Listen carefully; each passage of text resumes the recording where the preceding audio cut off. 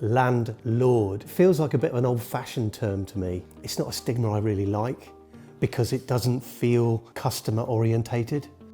Growing vegetables is a real passion of mine. You end up with lots of produce seasonally. So why wouldn't I actually give some of that produce to my customers? You know, we might take a box of carrots, we might take 6 fresh eggs. It's only small in value terms, but actually means quite a lot that we've grown organically those vegetables and we've grown them using the waste from the chickens that we provide the eggs with. The feedback we've had has been magnificent because it's a little bit of the extra mile, isn't it?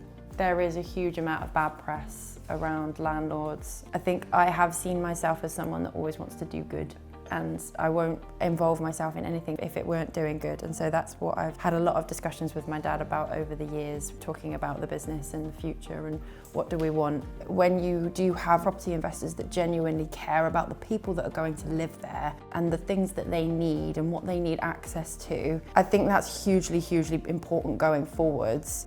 We've always rented. We've been here for 3 years now with Freddie and Meredith and couldn't be happier, to be honest with you. The lawn completely died off, I think, because of the shade of the trees. And I just mentioned it in passing to Meredith, and then she contacted me back 2 days later and said, okay, we'll replace your whole lawn.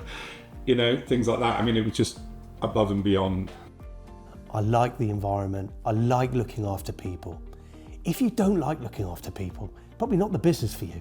When we began, it was a form of investment that we didn't actually look at in the same hands-on way that we look at it today.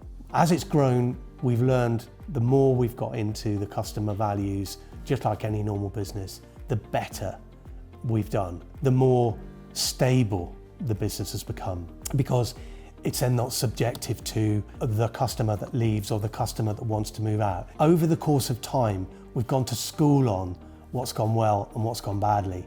I think one of the stigmas, again, with property provision is a set of keys for a property is a set of challenges, a set of problems.